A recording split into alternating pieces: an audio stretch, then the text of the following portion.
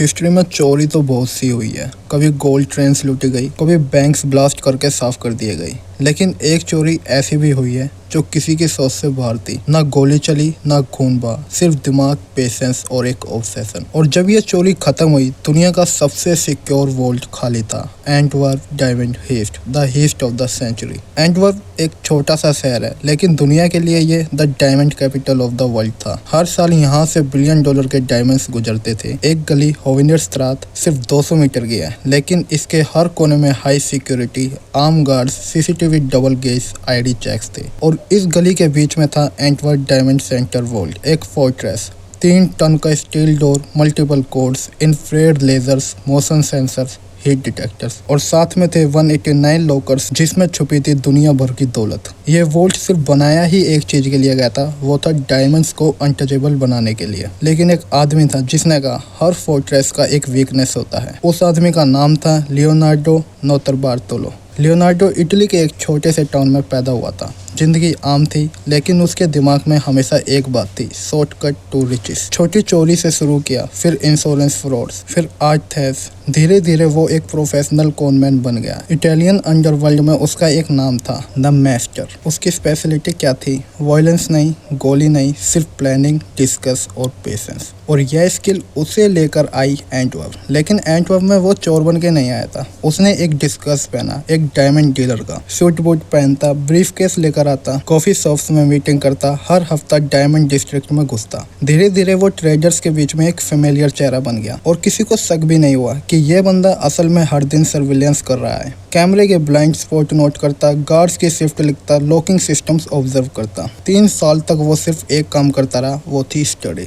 और एक दिन उसने अपनी वाइफ को साथ ले जाके वॉल्ट का टूर लिया। बस एक नॉर्मल डीलर बनकर अंदर घुसा। जब लोग डायमंड्स देख के खुश हो रहे थे, लियोनार्डो हर सेंसर, हर लेजर, हर गार्ड का नजारा अपने दिमाग में कैप्चर कर रहा था। उस दिन से उसका ऑब्सेशन शुरू हुआ। एंटवर्प डायमंड सेंटर वॉल्ट एक दिन उसके सामने झुकेगा। ये बात थी 2001 की। एक स्मोकी इटालियन कैफे में लियोनार्डो के सामने बैठे थे माफिया के कुछ बड़े लोग। एक ने सिर्फ एक लाइन बोली, वॉल्ट तोड़ सकते हो? लियोनार्डो चुप रहा, सिर्फ सिगरेट का एक ड्रैग लिया और धीरे से कहा, इट इज पॉसिबल। बस वहीं से सब शुरू हुआ। माफिया ने पैसे दिए, लियोनार्डो ने बनाई अपनी ड्रीम टीम जिसमें टोटल थे 5 बंदे। एक था इलेक्ट्रॉनिक्स का जीनियस, नाम था द जीनियस। एक था brute force expert, the monster. एक था lock specialist, the king of case. और एक था स्टेल्थ मास्टर, द शेड। और इन सब का लीडर लियोनार्डो खुद था। उनका मोटो सिंपल था, वोल्ट कोई फोर्ट्रेस नहीं, बस एक पजल है और हर पजल का एक सॉल्यूशन होता है। अगले 18 महीने सिर्फ प्रिपरेशन में गई। एक वेयर हाउस में उन्होंने वोल्ट का डुप्लीकेट बनाया, हर एक अलार्म सिस्टम का कॉपी लगाया, हर लॉक का रेप्लिका बनाया। रात को गैंग रिहर्स करती, दिन में सब अपनी नॉर्मल जिंदगी जीते। हर एंगल प्रैक्टिस होते, इंफ्रारेड बीम्स के नीचे क्रॉल कैसे करना है, हीट सेंसर्स को बाईपास कैसे करना है, स्टील लॉक्स के डुप्लीकेट कैसे बनाने हैं।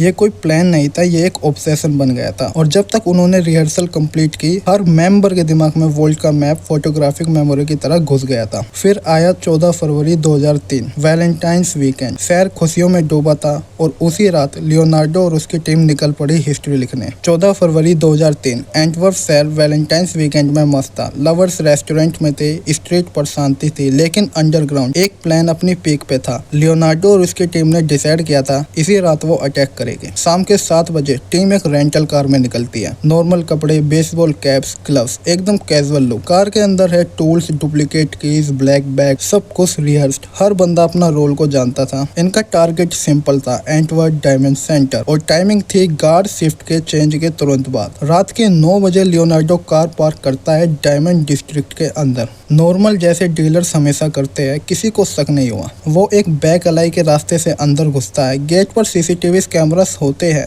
लेकिन लियोनार्डो को ब्लाइंड स्पॉट पता था क्योंकि वो पिछले 3 साल से इसे स्टडी कर रहा था। वो एक ट्री और एक पिलर के बीच से घुस जाता है। कैमरा उन्हें रजिस्टर ही नहीं कर पाता। गेट के पीछे एक नॉर्मल लॉक था और उसे खोलना एक चाइल्ड प्ले था उनके लॉक स्पेशलिस्ट के लिए। अब वो बिल्डिंग के अंदर थे। वोल्ट के एंट्रेंस पे मल्टीपल सिस्टम्स लगे थे, magnetic field sensors, heat detector, detectors, motion sensors, infrared lasers. Leonardo को इलेक्ट्रॉनिक्स जीनियस फॉरवर्ड आता है। सबसे पहले उसने एक एल्यूमिनियम प्लेट निकाली, उससे उन्होंने मैग्नेटिक फील्ड को मास्क कर दिया। हीट डिटेक्टर्स के लिए उन्होंने एक स्प्रे यूज किया जो सेंसर को टेम्पररी ब्लाइंड कर देता है। इंफ्रारेड बीम्स के नीचे क्रॉल किया, एकदम रिहर्स्ड मूव्स के साथ। हर एक स्टेप कैलकुलेटेड था, एक गलती तो अलार्म बजता और सब खत्म। टीम एकदम मशीन की तरह चल रही थी, साइलेंस, प्रिसीजन और पेशेंस के साथ। अब उनके सामने था 3 टन का स्टील डोर, इसको तोड़ना इम्पॉसिबल था, लेकिन लियोनार्डो को इसका शॉर्टकट पता था। वॉल्ट के ऊपर एक स्मॉल पैनल था जो नॉर्मली अननोटिस होता था। उस पैनल को खोल के अंदर घुसने का एक तरीका था। द मॉन्स्टर ने हैवी ड्रिल निकाली, धीरे धीरे वो पैनल कट किया। 20 मिनट लगे उस पैनल को कट करने में, हर सेकंड क्रिटिकल था। फाइनली पैनल खुल गया। टीम ने 1 बाय 1 क्रॉल करना शुरू किया और जब उन्होंने अंदर देखा तो सामने था दुनिया का सबसे सिक्योर वॉल्ट। 189 लॉकर्स, हर एक में दौलत, हर एक में हिस्ट्री, और अब वो लॉकर्स उनके लिए ओपन टारगेट थे।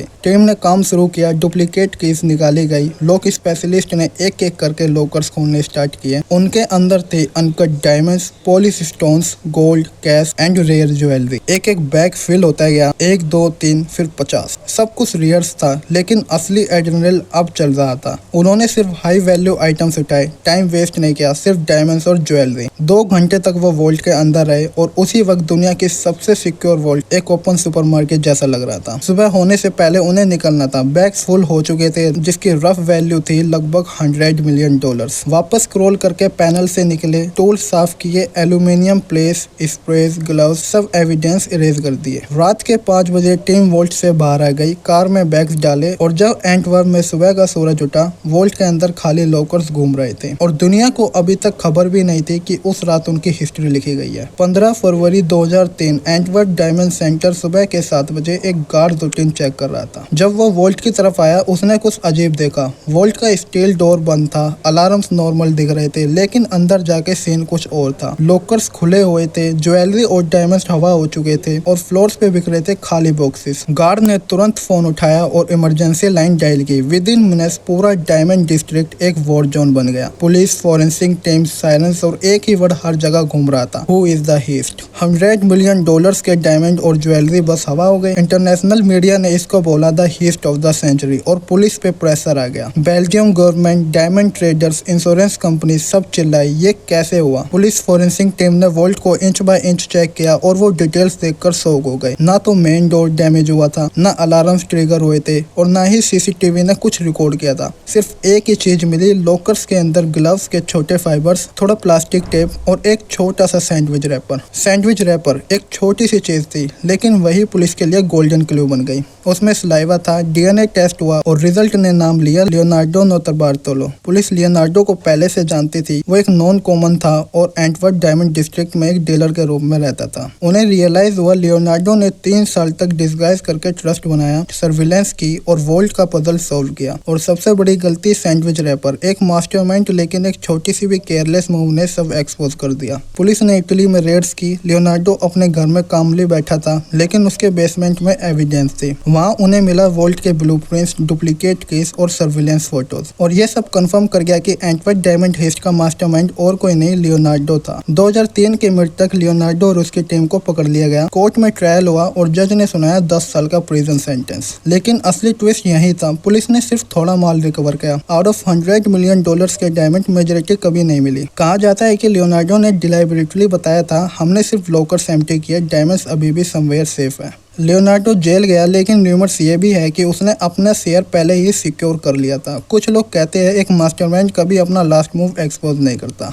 2003 के मिड में एंटवर्प का सबसे बड़ा ट्रायल स्टार्ट हुआ। डिफेंडेंट था लियोनार्डो। चार्जेस थे ऑर्गेनाइज थे, criminal conspiracy and high value robbery. Courtroom भर चुका था जर्नलिस्ट, लॉयर्स, डायमंड ट्रेडर्स और आम पब्लिक से। सबके दिमाग में एक ही सवाल था, इसने ये करा तो करा कैसे। प्रोटेक्टर ने एविडेंस एक एक करके रखे, वॉल्ट के blueprints, duplicate case, CCTV blind expose के स्केचेस और सबसे बड़ी चीज सैंडविच रैपर जिसमें डीएनए था। जज ने जब लियोनार्डो से पूछा do you accept this charges, Leonardo बस हल्का सा मुस्कुराया और बोला I am a thief not a monster but this was art. Courtroom एकदम साइलेंट हो गया। उसने खुद एक्सेप्ट किया कि वो एंटवर्प डायमंड हीस्ट का मास्टरमाइंड था, लेकिन एक बात उसने क्लियर की, मैंने सिर्फ प्लान बनाया, मेन डायमंड्स लेकर नहीं गया। ये एक डिलाइबरेट गेम था। रिस्पॉन्सिबिलिटी एक्सेप्ट करो पर माल की लोकेशन कभी मत बताओ। 2005 में 2 साल के ट्रायल के बाद कोर्ट ने वर्डिक्ट दिया। लियोनार्डो नोटारबार्टोलो को 10 साल की प्रिजन सेंटेंस मिली। उसके एक्म्प्लाइसेस को 5 से 10 साल के बीच अलग अलग पनिशमेंट मिली। कोर्ट के अंदर ट्रेडर्स चिल्लाए जस्टिस, लेकिन अंदर ही अंदर सब जानते थे असली डायमंड्स कभी वापस नहीं मिलेगी। इंश्योरेंस कंपनीज ने हंड्रेड्स ऑफ मिलियंस का लॉस बियर किया और एंटवर्प डायमंड डिस्ट्रिक्ट की रेपुटेशन को सबसे बड़ा झटका लगा।